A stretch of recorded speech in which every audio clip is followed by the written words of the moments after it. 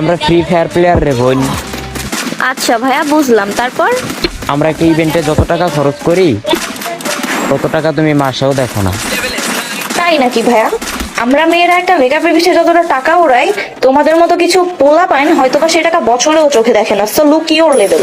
আসসালামু আলাইকুম ভাইরা লাফা। তোমার আইডিতে ঢুকে দেখলাম আজকাল ছোট বড় ভালো মন্দ সবাইকেই দেখে রোস্ট করে বসে আছো।